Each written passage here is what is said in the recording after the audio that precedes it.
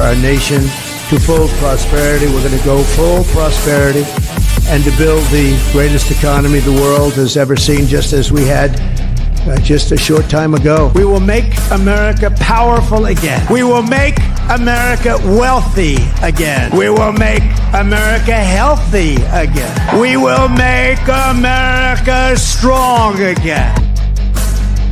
We will make America proud again.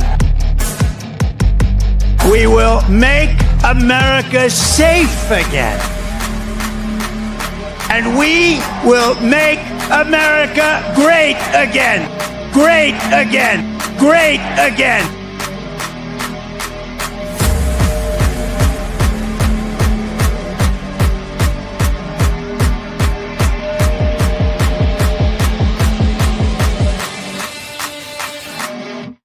Hey guys, welcome to the American Tribune Live. I am Todd Peterson. Thanks for joining us today. I always say you guys have so many options where to consume media, where to get analysis, where to get breaking stories.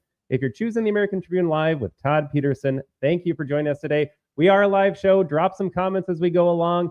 Let me know your thoughts. Let me know if you like the new intro music. We slapped that together, got a little Donald Trump, because I feel like we're doing so much of that lately. We have so many victory laps to take.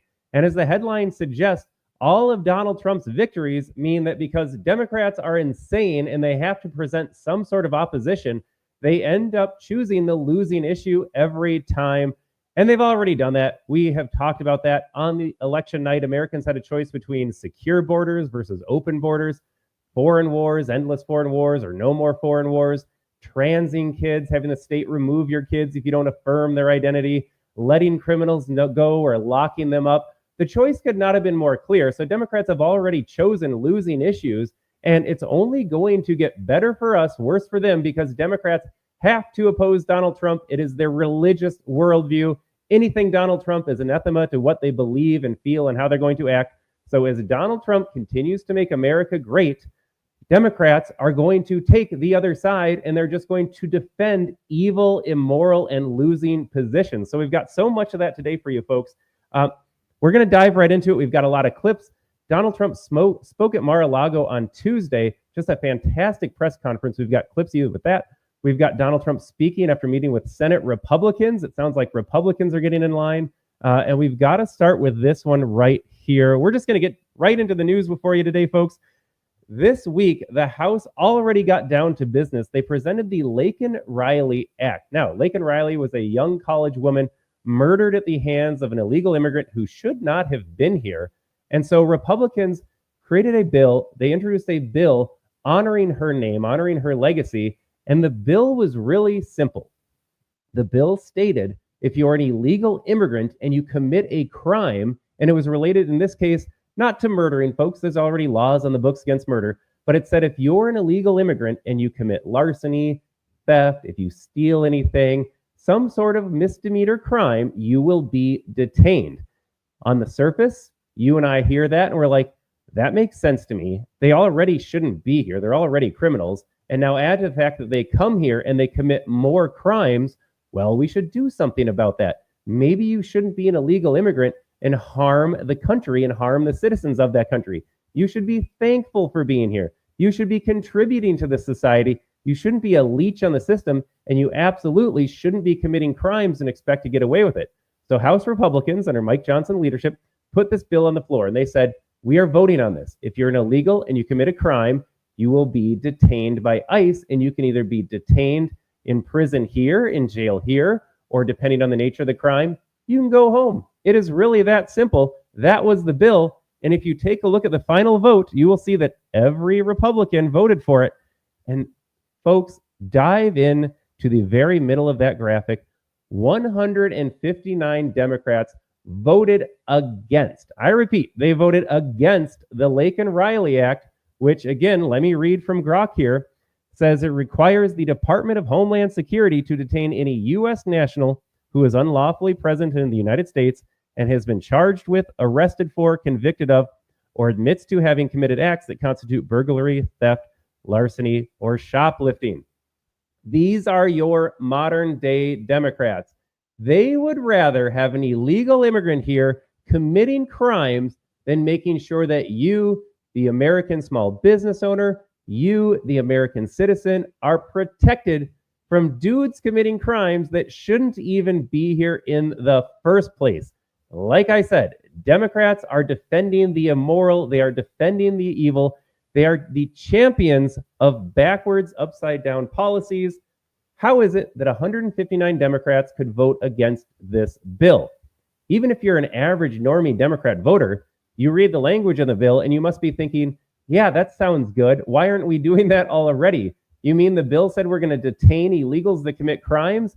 Sign me up. Why are people committing crimes and getting away with it in general? We have enough of that going on in the inner city. You can be a Democrat, let's say, voting block member in urban centers. You can do all sorts of stuff and get released on no cash bail. You can have 50 priors and still be walking on the streets. That's bad enough. But now illegals can do that and they can expect nothing to happen to them. Democrats endorse this, folks. If you have Democrat voting friends, family members, neighbors, ask them why their representative voted against the Lake and Riley Act. This is un-American. This is anti-American. This is actively harming Americans. Not a single Democrat has defended their vote. But what's worse, they have legitimized that vote. You want to hear what they're saying about why we shouldn't pass the bill? It's not just the fact that, hey, Democrat voter, can you explain to me why you think I, as an American, should have to put up with this? They actually can wrap their head around and rationalize voting against this bill. It is quite insane, folks. I'm going to play a clip of Pramila Jayapal. She's insane. She's absolutely insane. Can't even pronounce her name. What does that tell you about whether or not she should be in Congress in the first place? Are her interests American or are they foreign? I'll let you decide. She is a vocal supporter of Hamas. This is how she defended her no vote on the House floor. Folks, I'm not even going to set this up. Listen for yourself how Pramila Jayapal defended her no vote. Us in Congress are parents. Imagine your child is with a group of kids grabbing an after-school snack at a 7-Eleven, and one of them chooses to just snitch a little candy bar off the shelf. The shop owner calls the police, and all the kids are arrested for shoplifting. If your child is a DACA recipient, someone who has lived here nearly their entire life, they are now subject to mandatory detention under this bill.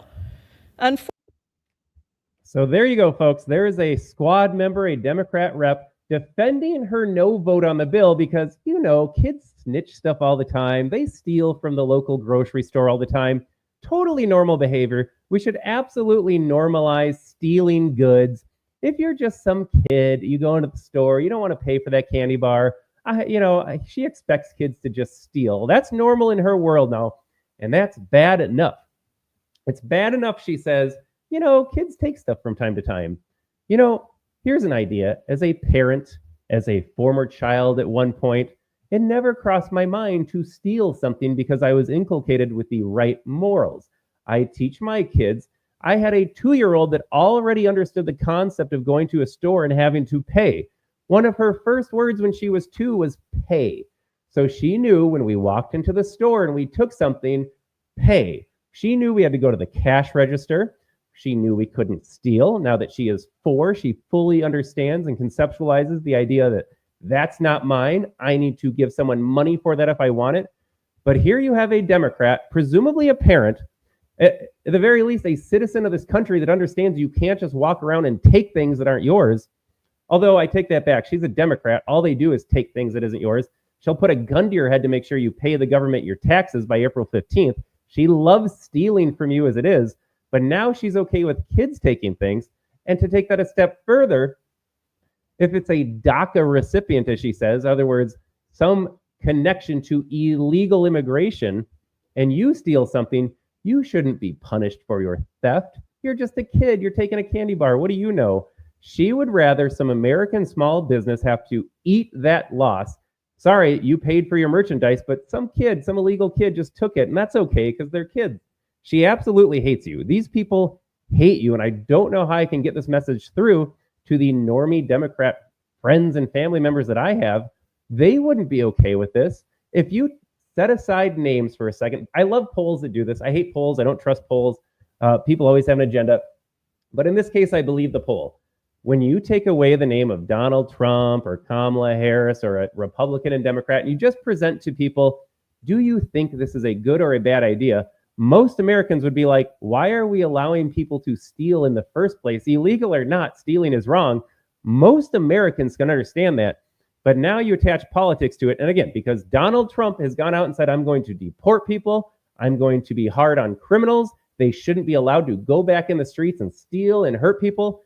You have Democrats now defending the defenseless, the indefensible. She's okay. She laughs as she's talking about it. I'm going to play the clip one more time here. You can see her just kind of chuckle off theft. Oh, it's just a little bit of theft. Never mind that someone had to buy that merchandise. Their livelihood depends on selling that merchandise at a profit so they can pay rent, pay their bills, provide for their families. And this defense of illegals is getting out of hand, folks.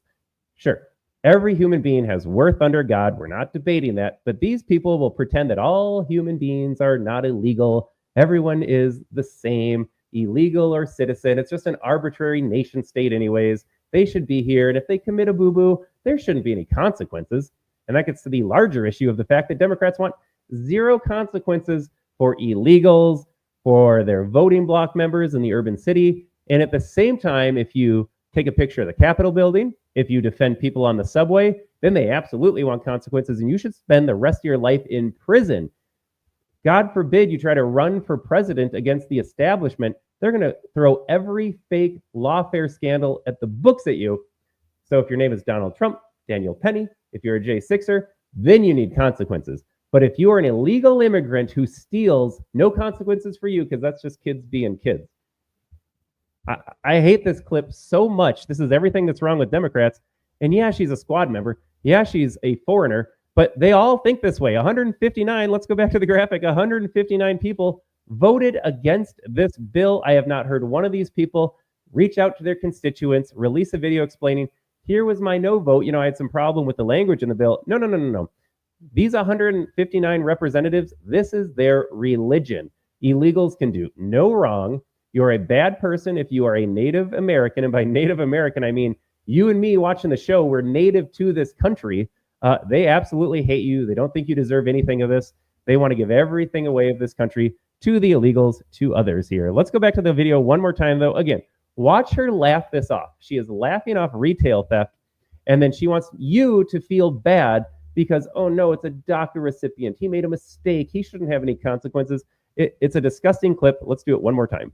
Our parents, imagine your child is with a group of kids grabbing an after-school snack at a 7-Eleven. Grabbing an after-school snack is a euphemism for stealing. These people can never be honest. They refuse to confront reality. They're just grabbing an after-school snack that small business owner paid for and is trying to resell and now has to restock the shelves and spend more money in doing that. So disgusting, folks. So disgusting. Every single thing she says, you should be getting angry about. I'm fired up. I'm 13 minutes into the show. I'm already fired up about this one single issue. And one of them chooses to just snitch a little candy bar off the shelf. The shop owner calls the police, and all the... As they should. You should call the police if someone is stealing from your store. I don't know why she is making that out to be... I take it back. I know why she is doing that, but it is disgusting that she is saying this. Kids are arrested for shoplifting. Good. If your child is a DACA recipient, someone who has lived here nearly their entire life, they are now subject to mandatory detention under this bill. I love it. I love this bill so much. Republicans control the House. This bill passed, thank goodness, but 159 Democrats, including this insane woman right here, Pramila Jayapal, I got her name right on the first try. This is completely upside down. But again, this is the point. As Donald Trump keeps winning, and as he puts in common sense policies and we return to common sense legislation, you will see Democrats expose themselves time and again for defending the evil, defending the immoral. Just go to the 10 Commandments. If we had just 10 laws in the books and they were based on the 10 Commandments, we would live in a fruitful society. This woman right here wants to oppose thou shalt not steal because, they're an illegal. They're a kid. They just wanted an after-school snack. All right, I got to get to the comments here. The chat box is blowing up. A lot of comments on Facebook. My Facebook friends, our American Tribune community over on Facebook, thanks for watching. Thanks for commenting. going to encourage you to go over to Rumble right now. I always make these plugs.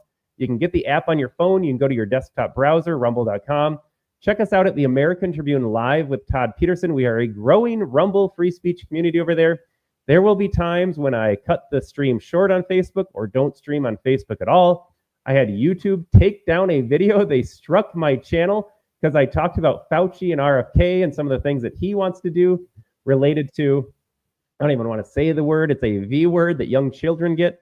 But YouTube took it down. Now, Facebook's looking promising. Zuckerberg's come out. He put Dana White, a big Trump supporter, the UFC guy, on the board of directors. He got rid of his third-party fact checkers. He's going to go to a community note style. He wants to open up free speech. He's not going to deboost certain topics. So Zuckerberg is saying the right things. Remains to be seen when Facebook will implement these changes, what those changes look like. But again, we got to be careful with what we say on Facebook right now. Love our Facebook community. Not always sure what we can talk about. So I encourage everybody to head over to Rumble, the American Tribune Live with Todd Peterson. We're streaming there as well. But let's check out some of the comments. Sindra writes, Democrats are traitors to America. Yeah. How else would you say that? If you oppose the Lake and Riley Act as just one specific example, if you don't want to protect American citizens, I think the only other word for that is traitorous. There's no rationale for voting against this bill. Joseph, thanks for your comment. I can't put that one up there. That is insinuating some violence.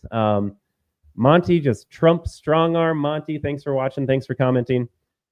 We have got Donald here. I have got to block and delete Donald's next comment as I'm scrolling down from top to bottom. Folks, anytime someone says they want to be your friend or you have a lovely profile pic or, they're just here to find someone to talk to, ignore them, delete them. They are scammers. Bert writes, nothing good about Democrats. I am hard-pressed to find a single policy promoted, supported, endorsed by Democrats. Let me know in the comments below. Every now and then we get a Democrat viewer in there and they say, oh, Todd, you're wearing your MAGA hat, you're drinking the MAGA Kool-Aid, you're a cultist. They'll never tell me a policy that is actually good for this country and good for Americans. I'm open-minded, not open-minded enough that my brain would spill out, as G.K. Chesterton talked about. You shouldn't be so open-minded that you never have a firm standing on something. You should be closing your mind around good ideas again. That is what I do.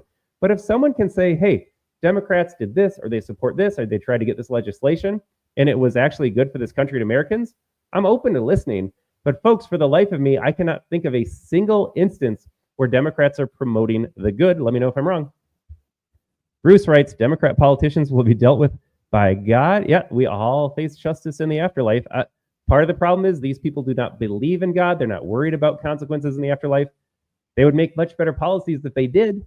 If they realized they were accountable for enabling illegal immigrants to steal and they were presented in the afterlife and said, can you defend this vote? Maybe they would think differently.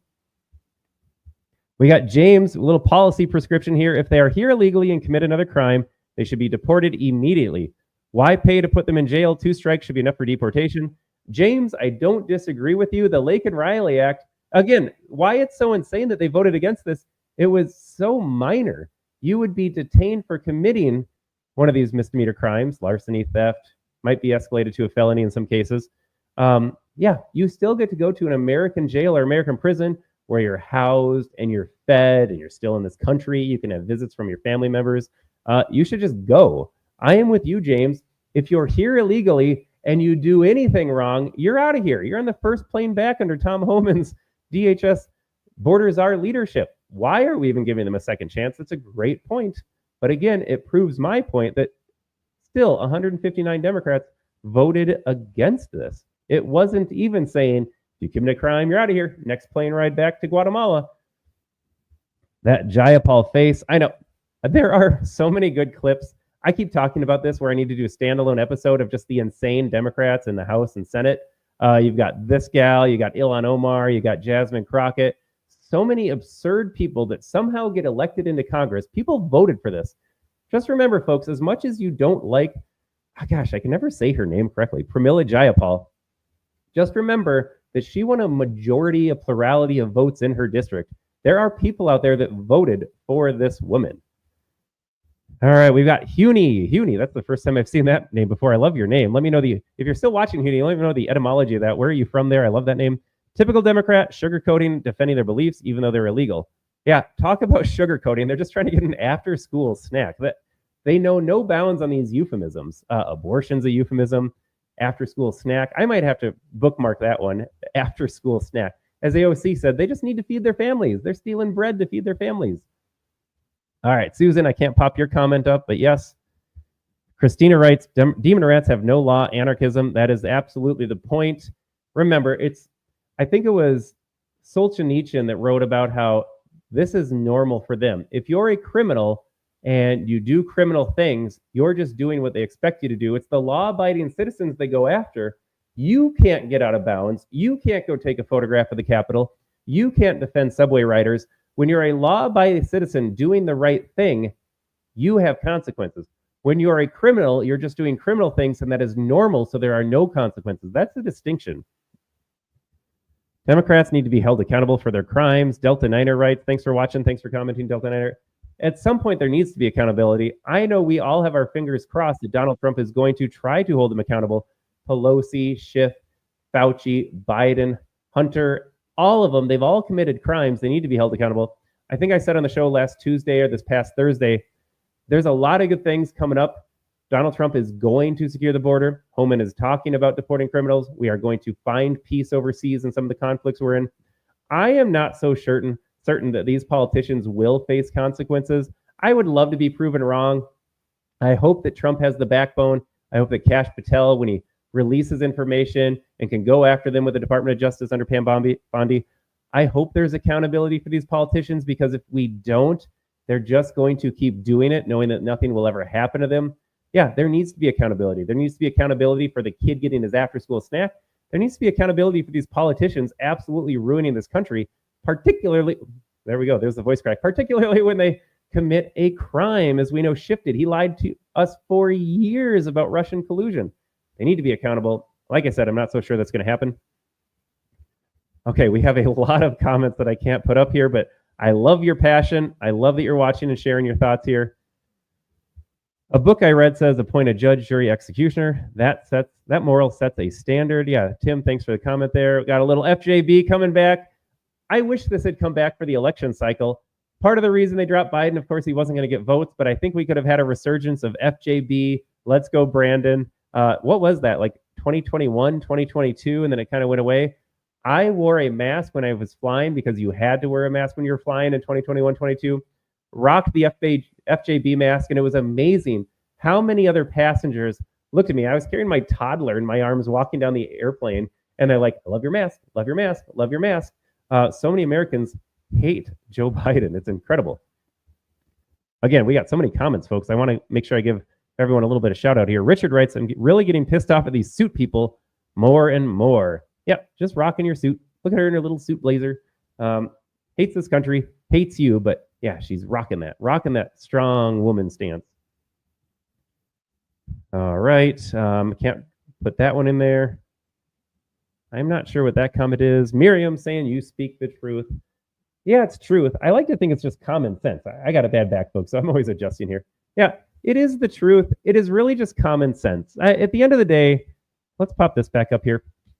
How is it that you vote against the Laken-Riley Act? Common sense would say if you're an illegal and you commit a crime, there are consequences.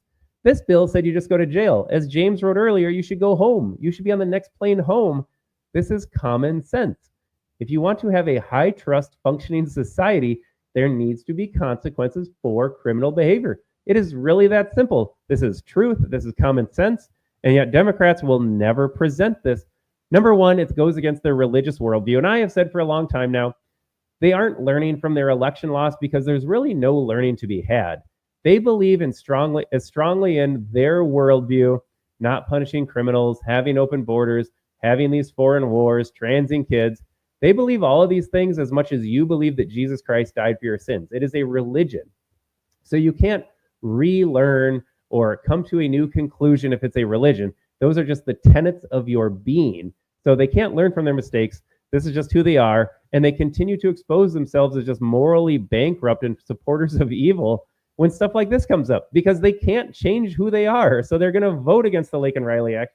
And we can only hope that more and more Americans wake up to this absolute nonsense. All right, I got one more graphic for this here. This comes from Scott Pressler saved Pennsylvania, saved the election with all of his work on the ground. I'm just going to read his, again, I think you call it a tweet. It's X now. I don't know what the new word for an X post is. But the Republican-controlled House passed the Laken-Riley Act 264 to 159. The bill mandates that illegal aliens charged with theft-related crimes must be detained. And again, he notes that 159 Democrats voted against the Laken-Riley Act.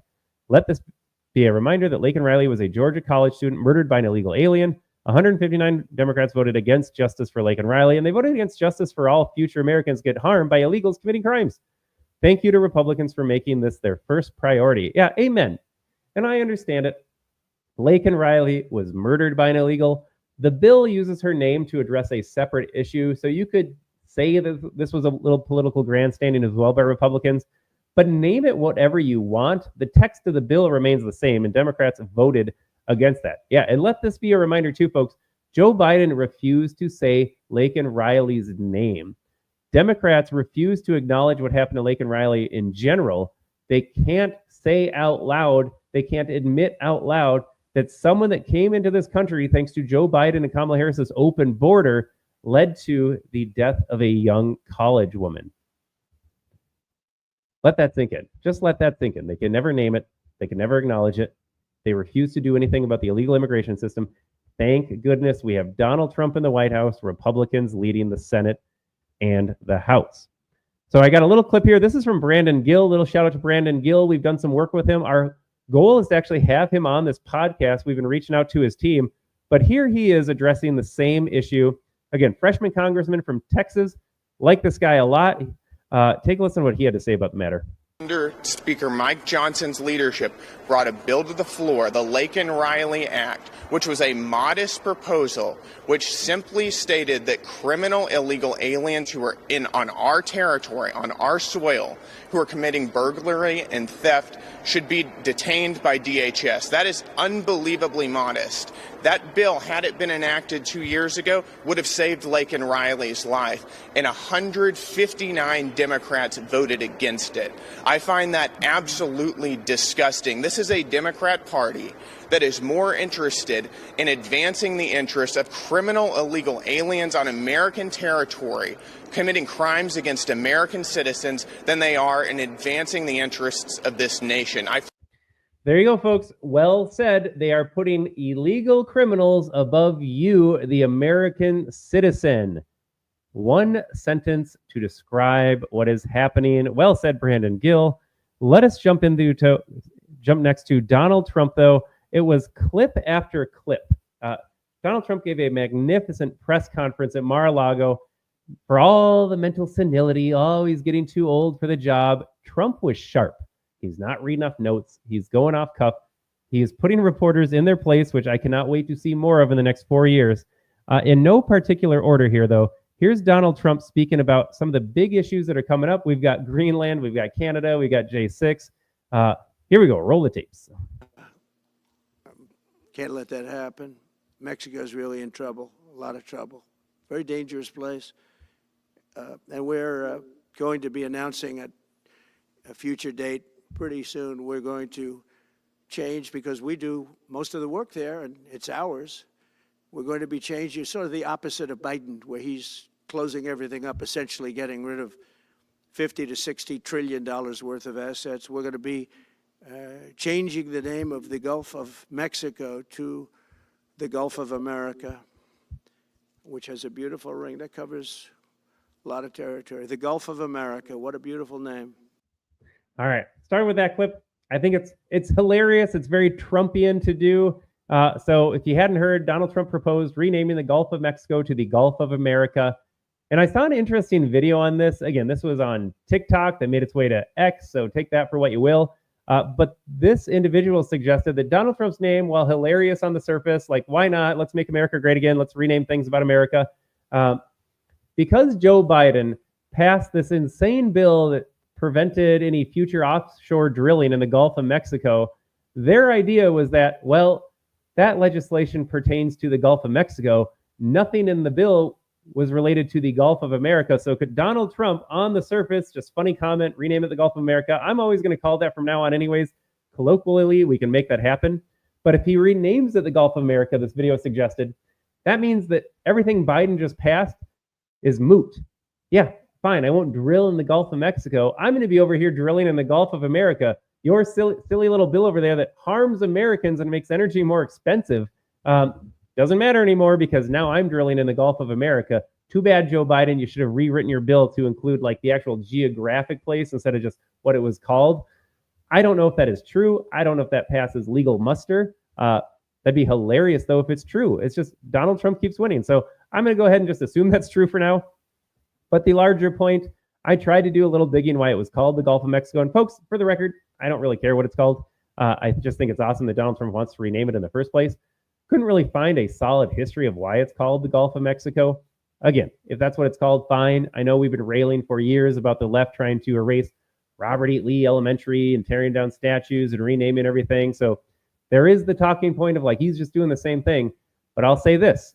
On the one hand, when you got these woke communist Marxists renaming everything, they're tearing down history to be Orwellian. They want you to forget the past. Whoever controls the past controls the future. Donald Trump, when he's doing this, though, it's about promoting America, promoting American history, our traditions, our legacy, our power. It's not the same thing. On one hand, you are erasing history, and you're going to have Ruth Bader Ginsburg Elementary School, which does nothing except promote more lies about how amazing she was as a justice. Whereas in this case, Donald Trump strengthening America, making you proud to be an American. So not the same at all. But like I said, I'm just going to start calling it, I'm just always going to call it that. From now on, it is the Gulf of America. When I visit Florida, I'm swimming in the ocean. It feels great to be in the Gulf of America. But it would be interesting if he's doing this, not just to be some superficial, like, let's change the name, but actually to get around some of Joe Biden's policies. That'd be an interesting thing to watch. So we'll keep an eye on that. Again, I think MTG already introduced legislation to make that name change happen. So here we go. Republicans in the House, you're going to support Donald Trump. You're going to do all these great things for the country, or you're going to be spineless cowards and say, I didn't want the pushback. I didn't want to rename the Gulf of Mexico. So we're going to have so many tests for these Republican congressmen. Get in line or get primaried. All right, moving on. We got the next comments from Donald Trump. Thank you. Wanted to touch on the world on fire that you mentioned, but let's start, if we could, with your references to Greenland and the Panama Canal, so forth. Can you? All right, so it's a little hard to hear. A reporter is asking Donald Trump, can you commit? Can you give us an answer? Are you really going to invade Greenland? Are you really going to take back the Panama Canal? So here's Trump's response to that question. Can you assure the world that as you try to get control of these areas, you are not going to use military or economic coercion? No. And can you tell us a little bit about what your plan is? Are you going to negotiate a new treaty? Are you going to ask the Canadians to hold a vote? What is? Sorry, folks, that is a long question. They love to hear themselves talk. They think they're so smart. Let me qualify these remarks. Let me make sure that I say a lot of stuff here. It makes me sound good. They just love the attention. All he had to ask for Donald Trump to get a response was, you've talked about taking Greenland and Panama Canal. Are you doing that? Just say that. But instead, he's meandering with all of his words. Hey, Trump called me, so I'm going to take a minute to grandstand and remind everyone how eloquent I am and how smart I am. Just get to the point. Yeah, I can't assure you, you're talking about Panama and Greenland. No, I can't assure you on either of those two. But I can say this, we need them for economic security.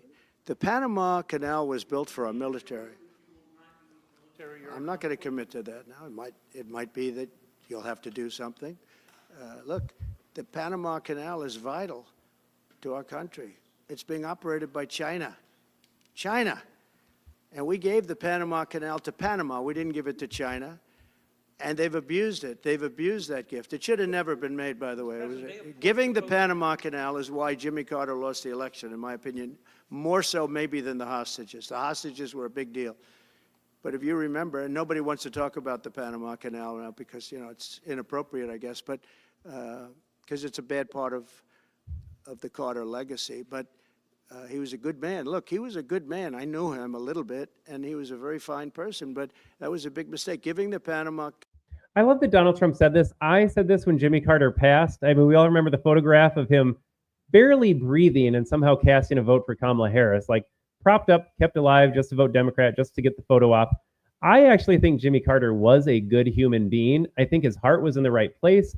Habitat for Humanity, Georgia rural roots. I think Jimmy Carter was actually a good person. That being said, separating who he was as a human being, he was an awful president, just an awful president. And as Trump said, why did we give the Panama Canal up? That is for our military. That's for us to have economic superiority. And yes, that is okay to say. If you're an American, and specifically an American president, why wouldn't you do things to strengthen the American people? Why wouldn't you want a stronger economy? And as Trump pointed out, yeah, we nominally gave it to Panama, but then you see other foreign influence coming in. Now, Trump said I'm not going to commit to a military invasion or military intervention in Panama, in Greenland, but he cites the fact that we need these for military and economic reasons. I think viewers on my show understand I'm not a big interventionist. I am an isolationist. I don't want to get involved overseas. That being said, is anyone going to put up a fight in Greenland? Is anyone going to put up a fight in Panama? I don't really see that. And from where I'm standing, America's economy being stronger, being what it is, these countries kind of have to bend down to us a little bit. If taking the Panama Canal back or controlling the Panama Canal strengthens us, weakens foreign adversaries, if taking Greenland gives us access to resources that other countries, perhaps foreign adversaries as well, are trying to get, I guess why wouldn't we do that? What is the cost of taking those? So I guess that's my calculus. No, I do not want boots on the ground in Eastern Europe. I don't want boots on the ground in the Middle East. I don't want boots on the ground in Panama or Greenland necessarily. But if you're looking at risk reward, cost benefit, from where I'm sitting, and I trust Donald Trump sitting on a lot more information, kind of makes sense to explore. Now, the Greenland thing, I thought it was a meme. I guess we've always floated these ideas around. You get the meme of like the Trump Hotel and some just desolate landscape in Greenland. But if there are military reasons, if there are economic reasons, and it doesn't cost us a lot to do it, I guess I'm open. Guess I'm open to it. Oh, hold on a second. I think I have to scroll in the comments here. Larry writes, Larry, thanks for watching. Delta Niner, please explain what crimes did Democrats commit? Larry, let me know in the chat. I'm very nice to people. I can't tell if this is an honest question or if this is a troll question. What crimes did they commit? Off the top of my head, how about perpetrating every single Trump hoax? At a certain point, it doesn't fall under the category of legal crime, but Democrats for years, this is my explanation, have been lying to the American people. They broke your trust. They lied about Russian collusion, being an asset of foreign countries. They lied about, I did a whole 2.5-hour episode on all of the Trump hoaxes. You had the FBI sitting on information that would have exonerated Trump from the beginning. Oh yeah, we actually know that the Steele dossier, that was from Hillary Clinton, and she went through her, her legal firms, and they made it all up, and the asset couldn't be trusted that compiled all that. So they all knew that, and they lied anyways. Then you get into the Hunter Biden laptop. You had 51 intelligence officers saying that was Russian disinformation when it was legitimate and authentic. You have all of the Biden crime. Where does Joe Biden get his millions of dollars from? You can see photographs with his Chinese businessmen. You can see the payouts from other foreign countries. You can look at what's going on with Ukraine. Why did he issue a blanket pardon going back to 2014 when Hunter Biden first sat on the board of Burisma? Why did Joe Biden say I'm going to withhold $1 billion of aid unless you get this prosecutor fired that was looking into Burisma? What crimes? How many more crimes do you need? Like, there are lots of crimes that we can look into. So I guess, Larry, thanks for watching. Thanks for your comment. But what crimes? There are lots of crimes, my man. I will say this, though, about the crimes. Insider trading, we've talked about this, too. Insider trading is not illegal, but it should be. Nancy Pelosi shouldn't be making hundreds of millions of dollars because she has access to information that you and I as retail investors don't have access to. Like, if you were in the private sector and you had this information and you used it to sell and make a profit or buy stuff and it goes high, you would be in prison. Why are these Congress people not in prison? So not a crime, but it should be a crime. Nina writes, I very much enjoy listening to you. Very informative. And yes, the Democrats have lied repeatedly to the American people and they have committed so many crimes. How about this? How about the slush fund in Congress that pays people off if they're involved in, oftentimes it is, I'll just say, harassment in nature, or you could have kind of shady dealings. Think about Matt Gaetz. They accused him of doing awful stuff. Our congressmen have a slush fund to pay people off so they stay quiet. What kind of crimes have they committed that your tax dollars have used to keep them quiet? All right, I got to delete this comment here from Mavis. Don't talk to Mavis. She doesn't want to be your friend. We got to delete this here. Mavis is dropping all sorts of chats. All right, while we're doing that, let's play the next Trump video here. Two questions related to each other. on your first day of office, you're going to pardon January 6th defendants. Are you planning to pardon those who were charged with violent offenses? Well, we're looking at it, and we have other people in there. And as you see, I guess 24 or 28 people came now from the FBI. That came out very quietly. Nobody reported it, but they had people in some form related to the FBI. They had 4 or 5 people that were strongly related to the FBI. We have to find out about that. We have to find out about Hezbollah. We have to find out about who exactly was in that whole thing, because people that did some bad things were not prosecuted. You know, I see it all the time, and you see it too. People that were doing some bad things weren't prosecuted, and people that didn't even walk into the building are in jail right now. All right, this is the clip I love.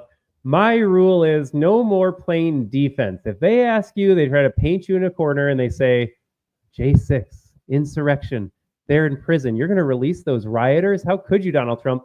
He's not taking it. He says, this is dumb. Here's where the real crimes are. And this is exactly how Donald Trump needs to continue acting.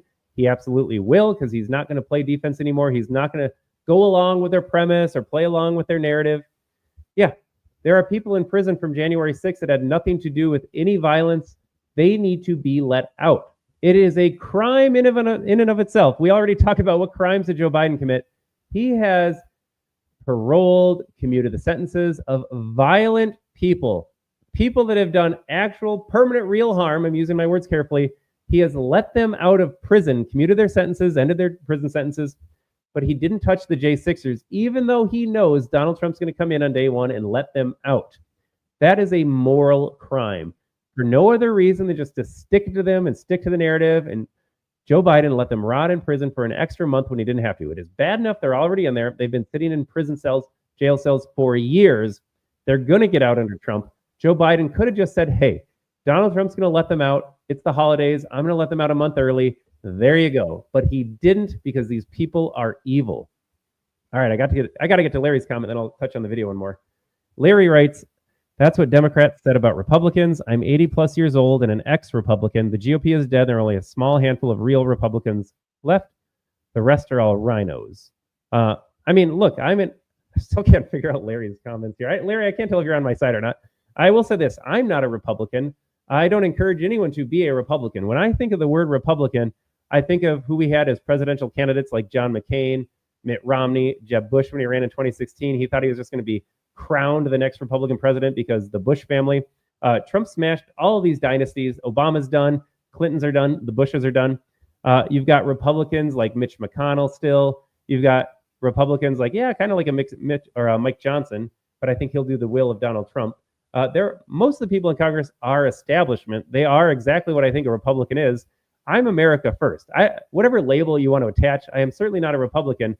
I just want government to get out of the way. I want, for as much as it can, because we're never going to shrink the federal government to the size that it should be. But I am by no means a Republican. There are a handful of real Republicans left. I would argue it's the opposite. I would argue we are seeing more and more real conservative governing, real America first politicians. The old Republicans, they can all go away. I don't want any more McConnells. I don't want any more rhinos. Like, they are mostly rhinos. But Larry, I think it's backwards. I think what you're seeing is a small handful of real conservatives, real America first. Because my entire lifetime up until 2016, pretty much everyone in there was a Republican, was establishment, was doing no good. They sounded nice on the campaign trail. Hey, you can keep your guns. Or, hey, we shouldn't abort babies. But they loved war. They loved big government. They just loved a different version of big government. Diane writes, so why isn't half the Congress and Senate in prison? Diane, I would love to see that happen. If we dug deep enough, I think we could find crimes that most of these people have committed. Pamela writes, this is sad. Absolutely. Eileen, going back to my pardoning comment, not only is he pardoning the innocent people wrongly charged, but looking into those that incited all of it, planned, set up. God bless President Trump for doing the right thing. Yeah, they all need to get out. And I have said is right. I think every single person, every last individual that is in jail because of January 6th needs to be let out. When it first started, I think I took the common sense approach. Look, if you committed violence, if you did vandalism, whatever, if you committed an actual crime, serve the time. But at this point, we just know too much about everything else that happened, all the other people that were involved in it. Now it's come out that 20-something confidential human sources working with the FBI were there on the ground dressed up as Trump supporters. We still don't know the identity of the pipe bomb individual. At this point, the stuff that we do know just points to involvement. They didn't want National Guard support. I mean, we've gone over this enough. Every single person, if you're in jail related to a January 6th offense, they just need to be let out. That's where I'm at this point. Too shady, too sketchy. They've been in jail for 4 years now, some of them. Let them all out and start over. Clean slate. They can keep their silly narratives, but as far as I'm concerned, every single American in a jail cell, whatever they did, needs to be let out. Tammy writes, Trump fans all the way. That was the only way to vote, folks. You had a clear choice on election night. The choice could not have been more clear. Save this country or ruin this country. Thank goodness the majority of the American people, at least a plurality of the American people, voted for common sense, voted for Donald Trump. Good things are happening. And I will say, just touching on Facebook here, I've shared this story before. We have Facebook pages with millions of followers. One of them was unpublished by Facebook because reasons. They said we are impersonating Donald Trump, even though the name was President Trump as my wingman, clearly indicating that we were a fan page, clearly indicating we supported Donald Trump. They took it down. We lost access to all 1 million followers. We've been demonetized and fact-checked in the past for posting a video of Joe Biden from C-SPAN, public domain, no copyright there, of him just walking on the beaches of Normandy, and they said that was a cheap fake. But because Donald Trump won, Zuckerberg is coming out, donating to the Trump inauguration fund, bringing Dana Bash on, Dana Bash. I have a Dana Bash video later on. Bringing on Dana White, opening up free speech on Facebook. None of this would have happened. And in fact, the complete opposite would have happened. You would have been censored. Whatever happened during the pandemic and you thought that was bad, talking about other narratives around the 2020 election, it only would have gotten worse, not just on Facebook, but on X as well. So Donald Trump's victory has opened up these social media platforms to be free speech. All right, I think I got all the comments there. Yeah, Roy was saying insider trading is a crime. Yes, it is a crime for people in the private sector. Martha Stewart did go to prison for it. What I'm saying is, though, it is not a crime if you're an elected member of Congress. You sit on these committees, you hear these people talk, and then you can buy and sell all day long with information that we don't have access to. And it's perfectly legal for Pelosi to sit on this committee, see like, oh, NVIDIA. Oh, you mean those NVIDIA is going to get involved in some new technology? Well, boom, the stock price just jumped up 50% the next day. You and I missed out on that jump, but Pelosi, because she was in a committee a week before that news broke, she made a tidy little profit. So it absolutely needs to be illegal. And then I did a Dan Crenshaw episode. He's out there saying, I don't get paid enough as a congressman. Insider trading is how I kind of make ends meet. So these fools out there are saying I need to be able to insider trade because I'm just trying to survive and feed my family too. All right, I think we got one more Trump clip here from that amazing Mar-a-Lago press conference. All hell must be paid if they don't release the hostages. Well, do I have to define it for you? Look, all hell will break out. If those hostages aren't back, I don't want to hurt your negotiation. If they're not back by the time I get into office, all hell will break out in the Middle East. And it will not be good for Hamas. And yeah, just a reminder, we have American citizens still held hostage by Hamas from that October 7th raid on Israel. I won't get into that too much, too. I'm going to self-censor on some of these social media platforms, but there are still hostages. Bottom line, remember when the Biden administration rescued Brittany Griner from Russia, even though she committed a crime in Russia? She broke Russian laws, but because she was a prominent black lesbian female, we traded the merchant of death, released him from a Thai prison, sent him back to Russia, brought Brittany Griner back so she continued dribbling a basketball. How fast did the Biden administration get that done? They were negotiating almost immediately. Oh no, Brittany Griner, she broke a law in Russia that she knew about and did it anyways. She should come home. But American hostages who were simply in Israel when this October 7th event happened, they're still held by Hamas. I imagine the Biden administration, I would hope the Biden administration has been negotiating behind the scenes, but how are they not home yet? I always say, I don't care what world leaders think about us. Oh no, they don't respect Donald Trump. America's seen so poorly in the eyes of the rest of the world. Fine, I don't care about that. And then at the same time, it's false because Donald Trump will get those prisoners out within the first week. I dare say the first day. World leaders do not respect Joe Biden. I mean, respect is important on the world stage. It's the narrative about Donald Trump not being respected. What are we at here? Like 500 days of being held prisoner, a hostage by Hamas, and Joe Biden hasn't gotten them home? You talk about all the crimes. What crimes has Biden committed? How about just this? Like, fine, it's not a crime on paper. It is a moral crime. It should be a moral outrage that these people are still being held. Will not be good, frankly, for anyone. All hell will break out. I don't have to say anymore, but that's what it is. And they should have given them back a long time. They should have never taken them. There should have never been the attack of October 7th. People forget that. But there was, and many people are killed. They're no longer hostages. I have people from Israel and others calling, begging me to get, we had also people there from the United States. I will say this, and we'll be done with this clip. The world needs Donald Trump. America needs Donald Trump, but the world needs Donald Trump. All right, this video is black, so I don't know what we're going to play. Let's see. All right, I'm going to start with this one first. So here's now Donald Trump, and then I got some Dems melting down. We'll finish with a few clips. We got Dana Bash on CNN. I love this clip so much, so we'll finish with that. We got Hakeem Jeffries. We got Chuck Schumer. They don't know what to do anymore. Democrats have lost the plot. They've always lost the plot. But again, they're going to be speaking out against some of these clips that we just saw. They have nothing left. They have nothing but more lies, more fake outrage. They're trying to spin the narrative. But let's get a clip of Donald Trump after meeting with Senate Republicans. And he's saying, we're getting the job done in the Senate. This is awesome. Is the same. Whether it's one bill or two bill, it's going to get done one way or the other. I think there's a lot of talk about two. And there's a lot of talk about one, but it doesn't matter. The end result is the same. We're going to get something done that's going to be reducing taxes and creating a lot of jobs and all of the other things that you know about. But this was a really unified meeting, and I want to thank John and everybody for. So there's Senate Majority Leader John Thune, elected by Senate Republicans. I didn't really touch on the Senate Majority Leader conversation. I think most of us were disappointed by John Thune. So look, you got John Thune in the Senate. Not particularly a friend of the America First Movement, establishment Republican. And again, we touched on Mike Johnson on Tuesday after last Friday's House vote made him the Speaker. Not necessarily a friend of the America First Movement. So do I love the Republican leadership in the House and Senate? No, I don't. If they support Donald Trump, if they promote the Trump agenda, at the end of the day, I don't really care who's in that position. If John Thune, and he's walking out there, he's standing next to Trump. If John Thune supports President Trump, if Mike Johnson in the House supports President Trump, I'm good with it. It could be an establishment, America First. It could be a Thomas Massey libertarian. At the end of the day, if they get the job done, that is good enough for me. Oh, Larry, they're coming after you. Don't reply to Smith. We're going to get rid of Smith bestie here. Bestie last name. They are not your bestie. What is day one going to look like in the Trump administration? Number one, we're closing the border. It's going to be closed very strongly, and it's going to be closed. And we're going to have to take people out that are criminals. We have people from jails from all over the world and from mental institutions.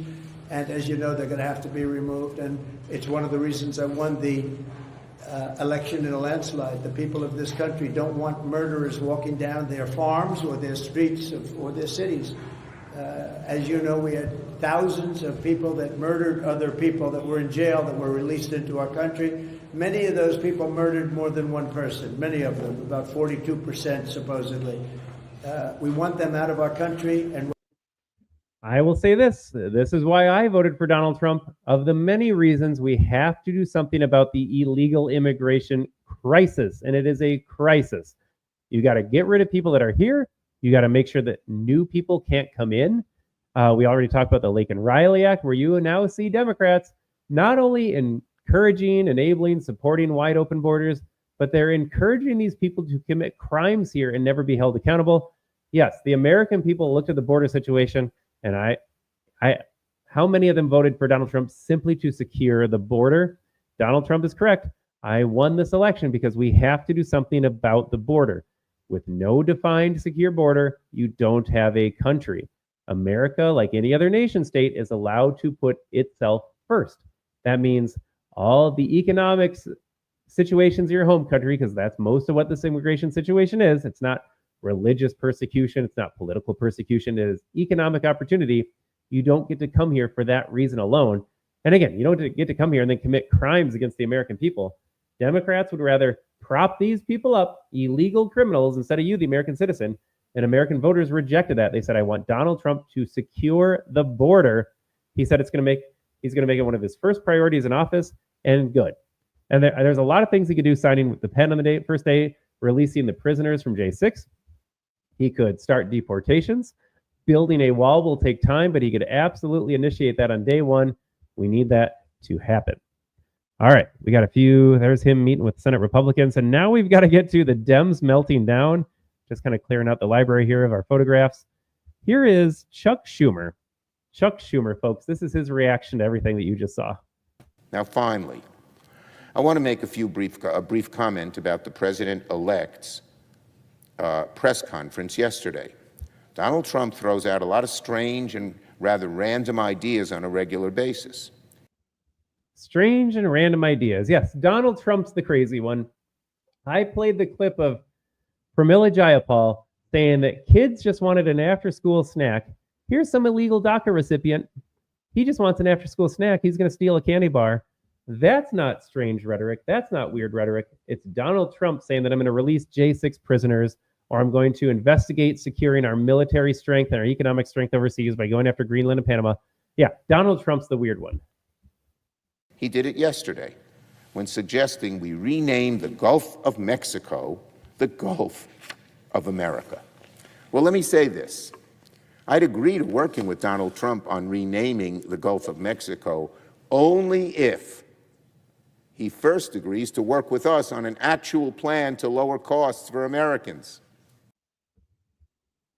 Since when have Democrats ever been interested in working with the other side? Folks, don't listen to these people. Don't believe them for a second. After Donald Trump won, they kept talking about bipartisan this, bipartisan that. We want to work together and work with Donald Trump. I have an example where I live in Minnesota. Tim Walz, you'll remember him. He was Kamala Harris's running mate. He is our governor in Minnesota. In 2022, Democrats in Minnesota got control of the House. They had the Senate, they'd had the governor's mansion, and then they got control of the House by a single vote.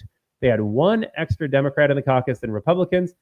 They gave them a trifecta supermajority, and they did not care one bit about working across the aisle to benefit every Minnesotan. With that slim majority, they passed their wish list of tyranny on Minnesotans. I don't have time to go through all the legislation they passed. You'll have to take my word for it, or you can go do a little digging yourself. Democrats in Minnesota ran the state into the ground even more than they had already done because there was nothing to stop them. They didn't care that they controlled the House by one seat.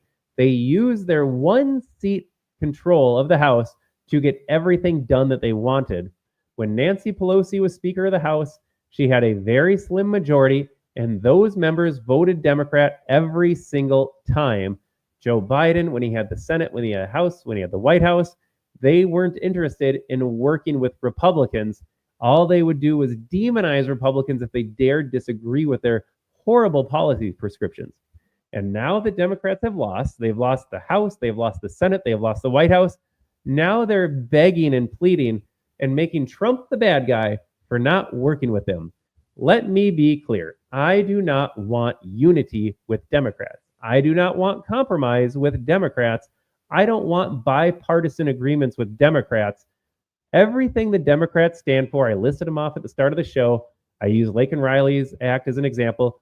Everything they stand for is corrupt and evil. It is immoral. There is nothing good that they offer us. Why would I want to compromise on that? I voted for Donald Trump to enact his agenda to make this country great again, to bring back common sense to governance, to shrink the government where we can.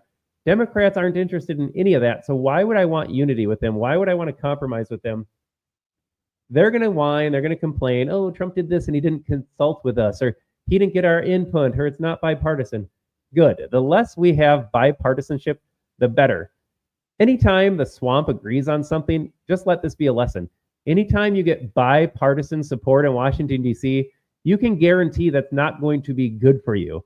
When establishment Democrats and establishment Republicans agree on something, you know that's not good for you. When Donald Trump does something and Democrats are screaming about it, then you can guarantee that's going to benefit you. Take that to the bank. But Chuck Schumer, oh no, I'm trying to talk to Donald Trump. I'll work with Donald Trump on renaming the Gulf if he works with us on some of these other things. False. Number one, we don't need Democrat votes. We control majorities in the House and the Senate. It's not Democrats that are going to get in the way. I've said this before too. If Donald Trump can't get things done, it's because rhinos and sellout, spineless cowards in the Republican Party stood in the way. We saw this in the House Speaker vote. I like Thomas Massey. I've gone on record saying I want 435 Thomas Masseys in Congress. I would love that. But in this instance, I think he was wrong not supporting Mike Johnson. You have these two other buffoons. Keith Self was one of them. I forget the name of the other guy. But they voted against Mike Johnson in the first round, and then Johnson pulled them aside. They came back, changed their vote. So it was a first round vote for Mike Johnson. But if nothing happens, it's because you have Republicans getting in the way in the House, Republicans getting away in the Senate.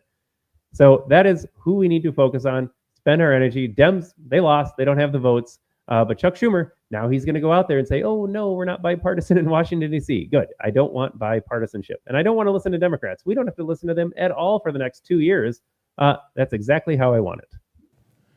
That's what the American people want us to focus on first, not on renaming bodies of water. Our priorities are This just in too, you can juggle multiple balls at the same time. You can rename the Gulf of Mexico and you can work on strengthening the economy. By the way, Chuck Schumer's out here complaining about high prices. Folks, let me fact check Chuck Schumer. Democrats have been in control for the last 4 years, and what has it gotten you on inflation? Have they ever once tried to do anything to lower prices, to deregulate, to get out of the way and let the market handle this problem? No. Instead, all they do is pass trillions upon trillions of dollars of spending bills. The Inflation Reduction Act, you think pumping trillions of dollars into the economy is going to bring down inflation? It's absurd. The Fed lowering its rates, raising its rates, KJP out there saying inflation is transitory and it's getting smaller. They have not done a single thing to help the economy. And now they want to lecture you that the more important thing is working with Donald Trump to bring prices down. Folks, what world are we living in? Democratic priorities are so much more closely aligned with the concerns of the American people than Donald Trump seemed to be. The incoming Also false. The American people voted for Donald Trump. We are quite in line with Donald Trump. And like I said, you can do a lot of stuff at the same time. You can rename it the Gulf of America. You can close our border. You can end foreign wars. You can bring back the hostages. You can release the J6 prisoners. You can do all of that at the same time. This is, I'm out of words to be nice here. I got to watch what I say on some of these platforms. The president knows he has a tall task ahead of him. He spent years on the campaign trail making outlandish promises he won't be able to keep. In fact, such as, and again, always push him for examples. Okay, the claim is he made outlandish promises, such as what? Such as what, Chuck Schumer? And you think Donald Trump, this is what they do too. This is how TDS infects you, folks. Every time they scream, oh, Donald Trump, he made these outlandish campaign promises. Oh, Donald Trump, he's just a politician. He says all these things. And then you're like, okay, fine, they all do it. Where is your outrage when Joe Biden's campaigning on nonsense? When Kamala Harris is campaigning on nonsense? When Chuck Schumer himself trying to get a Senate seat campaigns on nonsense? Then those are okay campaign lies. But when Donald Trump says it, now it's an outlandish lie. Like, no. How about this? I can accept that politicians will campaign on things and they don't always come to pass.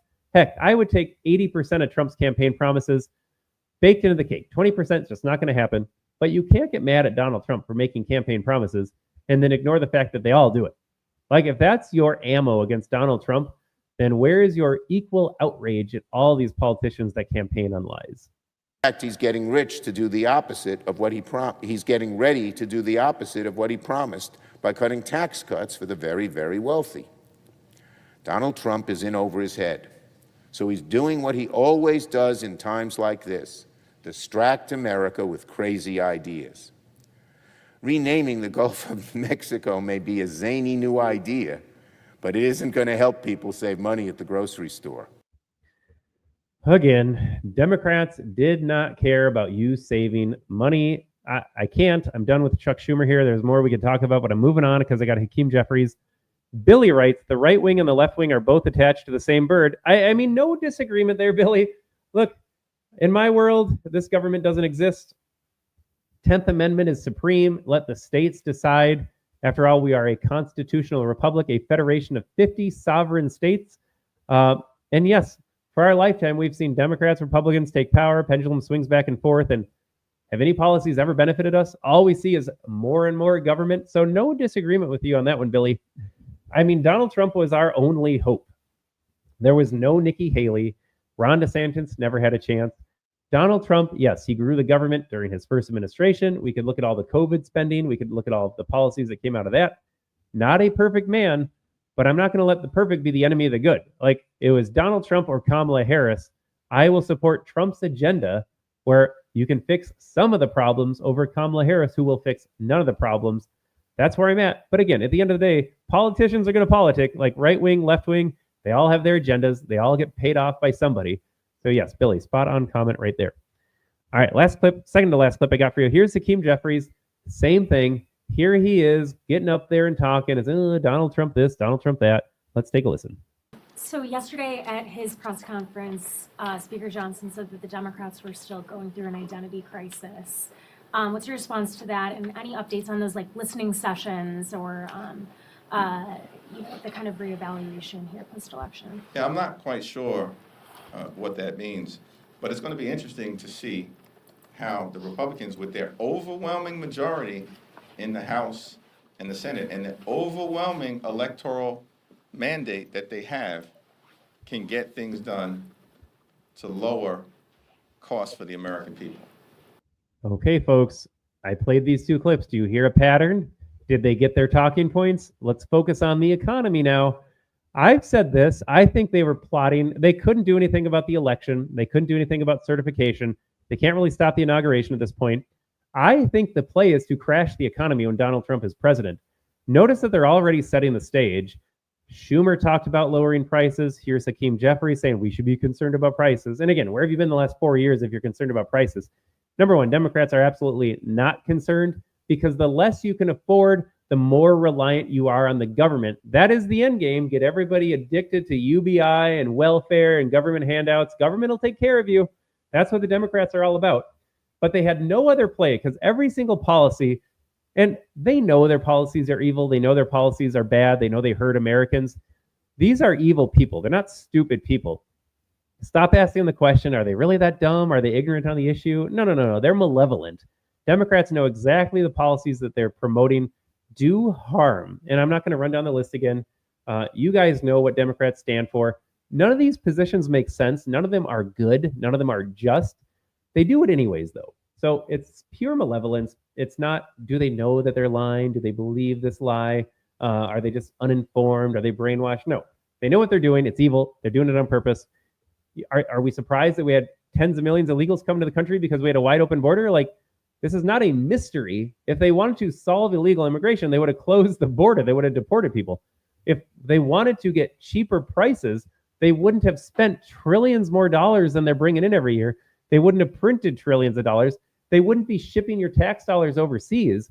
They wouldn't be promoting more and more government programs. They'd be getting out of the way. Like, this is not a tough concept. So for these guys to get up there and say, oh, Donald Trump should be concerned about the economy, they could have done things differently to support the economy. They chose not to because they have an end game. And I think right now in the next 4 years, you're going to see the economy suffer. I don't like to make that prediction. I don't want it to happen. But I think that's all they have at this point because they know their policies are bad. Somehow voters still support their policies. But if the economy is suffering under Donald Trump in 2028 or at the midterms in 2026, maybe get back the House, maybe get back the Senate, I think that's their play here. I think that's the one thing they're banking on, the one thing they can control right now. So again, they're setting the stage. Donald Trump should focus on the economy. We need Donald Trump to focus on getting prices down. To the extent that government can bring prices down, show me a time in history when government's ever done that. The only time government brings prices down is when government gets out of the way. So they're not going to do that. I think they're setting up the stage for an economic disaster that they can pin on Donald Trump and then campaign against that. That is my play right here, or that's my prediction at least right here. But again, you heard the script. Schumer said it. Jeffrey said it. The economy is what Trump should be focusing on. And again, they're distracting you from all the other good stuff that Trump's going to do. Let's continue. That's the situation that is in front of us, and I look forward to the proposals that are put forth by my extreme MAGA Republican colleagues. Okay, we got to continue with the name calling. I'm old enough to remember when KJP and Joe Biden said, we got to tone down the rhetoric. This country is so divided under Donald Trump's rhetoric. And what does this guy do out here? He is calling you, my viewers, he's calling me, all of us that support Donald Trump, we are extreme MAGA Republicans. we're outside the norm. We should just go back to a time when it was Barack Obama versus John McCain, Democrats and establishment Republicans, all hugging each other, all lovey-dovey, all harming you, the American citizen. But we should get back to that fake nice, that working together nature, that bipartisan nature of Washington, D.C., that always colluded against you, the American individual. So he's trying to frame you as the bad guy. Don't buy it. I don't want unity with these people. If you want to call me extreme, again, attach any label you want. There's only one path forward. And if he's going to use the extreme MAGA Republican label to do it, fine. We should all be extreme MAGA Republicans. We should all be far right at this point, because that's the only path forward to save this country. To actually keep their word. Don't break your promises. Keep your word. You promised to lower the cost of eggs and milk. Promised to lower grocery costs. You promised to bring down housing costs. You promised to lower insurance costs, improve the quality of life for the American people. Why are you talking about an identity crisis? The Republican conference is filled with marauding bands of individuals who can't stand each other. And Democrats, as far as I can tell, are unified in our determination to make life better for the American people. Fact checked false. But I love this comment. I'm always going to comment on it, as it were. They always boast that, yeah, Democrats are united. And yes, that is true. Democrats under Pelosi, again, when she had the slim margin in the House, Democrats right now, they always vote the same way. I cited the example in Minnesota when Democrats had a single seat majority in our House. They always vote. They know it. Dem leadership knows they have all of these members bought. There is no leeway. There's no drifting from the narrative, no drifting from positions. If you're a Democrat, you might as well, you could be anybody. You're replaceable. You're interchangeable. You might as well be a robot up there. Oh, I have a D behind my name. Boom, I'm going to vote along Democrats here. They try to make that a good thing. They try to make that sound nice, like, oh, look at us, we're united. Yes, united in your love of tyranny and government overreach. That's all they're united for. But yes, they are united, and they're trying to make it a bad thing that MAGA had some conversations, disagreements. We went after Elon Musk. We went after Vivek Ramaswamy. You had Thomas Massie not voting for Mike Johnson. These are all healthy examples of democracy, whatever democracy means to these folks anymore, by the way. I don't know what it means. I don't even like democracy. I've been in the public school system. I have been to Walmart. I don't like democracy. Voting should be harder. You should be a net contributor to society to vote. You should be older. You should have to pass a test. There are a lot of requirements we could attach to voting. It is a privilege, not a right. There's nothing in the Constitution that says you have a right to vote at the age of 18. It should absolutely be limited to people that can contribute to society. But it's healthy that our representatives disagree. It's healthy that our base is trying to have a conversation. No, I don't like all this illegal immigration. Or no, maybe there are some flaws with the legal visa process. Let's talk about it. Let's sway opinion of our voting members. But they try to frame it up as a negative, that we're disagreeing, that MAGA has different ideas about what we should do. That could not be further from the truth. How about Democrats have some healthy conversations within their caucus to be like, you know what? Voters don't like what we're doing to kids. Voters aren't happy with the open border situation. Americans don't like sending tax dollars overseas to the tune of billions of dollars. Maybe we should have a healthy debate within the Democrat caucus about that. But no, we're unified. We love tax dollar foreign aid. We love open borders. Nothing to see here. We're unified. It's all such a scam, folks. All such a scam. All right, I got one more clip. I had to play this because it is Dana Bash. They're done, folks. The media is done. They are emotionally, mentally, spiritually drained. I don't know how they're going to muster 4 more years of this, trying to get you riled up and outraged. They're just done. Donald Trump is winning so much, and Schumer still does it. Even Jeffries, he's like figuring out every other word to say, just Timu Obama, people call him Dollar Store Obama. But Dana Bash here, she's trying to report on what Trump is talking about in his press conference, and you'll see she just can't anymore. She's like, Greenland, Panama, like she's defeated. She's utterly defeated. Take a watch. New information about what he intends to do, or at the very least is not ruling out when he takes office, including not ruling out a military invasion to conquer Greenland, the Panama Canal, and perhaps the annexation of the country of Canada.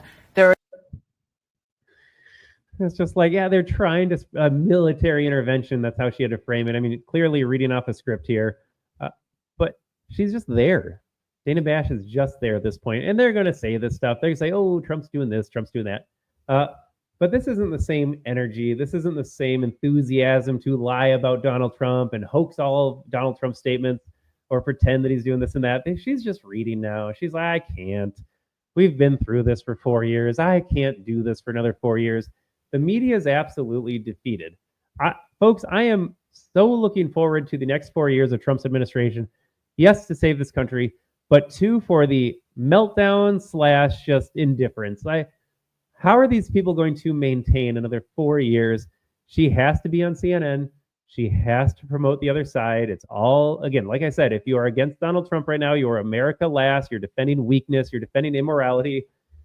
It's going to be marvelous to watch these folks because I don't think they can bring the energy back up to the room. Heck, we had on tape, I think it was in New York, upstate New York potentially, you had on camera police officers beating a dude, like kicking him, pushing him around, beating him. I think he died. I'd have to do a little more digging to get his name. I wasn't planning on talking about this. You had an absolute instance of police brutality, and there were 20 people marching in New York City. I mean, of all the things to get upset about if you're BLM, because I think it was white cops and a black guy, that's the time to get outraged and upset. On camera, no gray area. The police were absolutely in the wrong. They should go to jail and prison for what they did. And even they couldn't be like, time to march. It's just gone. The momentum is gone from these left-wing activist organizations. So to watch them report in the next 4 years of Trump, yeah, they're going to misspeak. They're going to lie and gaslight. But they just don't have the same energy anymore. Yeah, Terry writes here, we talked about the Panama Canal earlier. We sold the Panama Canal for $1. I'd have to double check that. I am too young to know that. Didn't do all my briefings before the show today. I believe it. I know they had some insane agreement. Jimmy Carter is like, hey, in 20 years, you'll take control of the Panama Canal. I mean, the revenue they generate on that thing alone, because ships have to pay to go through there. Again, our military uses it to cross between oceans. Why did we give control of the Panama Canal other than like, we feel bad for being an empire, so here you go, Panama, even though it's Americans that built it? Yeah, Donald Trump should absolutely take it back. Cannot wait to see all this stuff play out. Yeah, Carmen writes, the BLM cash cow is gone. I don't know if I can say that. I'm going to censor myself again. Folks, we're on Facebook, we're on YouTube. We can't say everything we want. But with that being said, hour 17, we did it. I'm feeling better. We're going longer on this podcast. With that, though, we're going to wrap things up. Again, just a reminder, Donald Trump making Dems in the media defend weakness and America last. Expect more of this over the next 4 years because everything Donald Trump is going to do is for the benefit of the American people of this country. Not everything that we want to happen is going to happen. I can live with that. I'm an adult. I'm not a naive child thinking like, oh, I'm going to get a wish list. Everything he campaigned on is going to come true. Or everything I want to have happen, Trump will magically read my mind and make it happen. If we can secure the border, initiate deportations of illegal criminals, if we can end foreign wars, if we can protect children, if we can get imprisoned Americans out of jail and get the hostages sent home, I mean, if we can strengthen the economy, make it cheaper to get energy, there are so many things just on the surface that Trump can take care of in the first week. I would love to see the Epstein list released, the Diddy list released. Let us know what happened with JFK, 9/11. Get that information out there. So many good things are going to happen, and I cannot wait to see Dems in the media melt down and pretend that what he is doing is wrong. But with that, folks, we're going to sign off here. Facebook audience, man, the Facebook chat was hopping today. Thank you for watching. Thank you for commenting. Again, I got to encourage you to head over to Rumble. You can download the app. You can go over on your desktop. Search out the American Tribune Live with Todd Peterson. We do live shows every Tuesday and Thursday, 9:30 a.m. Central. You can head over there right now. You can watch previous episodes, again, every Tuesday and Thursday, 9:30 a.m. Central on Rumble at the American Tribune Live with Todd Peterson. And while you're there, while you're on Rumble, check out our other podcasts. I go live every Friday at 10 a.m. Central with my co-host, Jason Robertson. We're on Freedom from the Press. Again, that's a second Rumble channel. That's our big Rumble channel, the American Tribune. You're watching right now on the American Tribune Live with Todd Peterson, but we got some growing platforms. We're on Facebook, we're on Rumble, we're on YouTube, we're on X. Be sure to check it all out and head to our website, theamericantribune.com, for breaking news stories, big stories every day, politics, culture, entertainment, sports, you name it. We've always got news stories up there, 10, 12 stories every single day at theamericantribune.com. But with that, folks, again, thank you for tuning in. Thank you for watching. You've got so many options out there where to consume your media, where to get news from, where to get commentary from, where to get analysis from. You chose to watch the American Tribune Live today, and I appreciate that. Hope you guys have a great Thursday. Have a great weekend, and we'll see you again Tuesday, 9:30 a.m. Central at the American Tribune Live with Todd Peterson. See you then. Starting on day one, we'll implement a rapid series of bold reforms to restore our nation to full prosperity. We're going to go full prosperity and to build the greatest economy the world has ever seen, just as we had just a short time ago. We will make America powerful again. We will make America wealthy again. We will make America healthy again. We will make America strong again. We will make America proud again.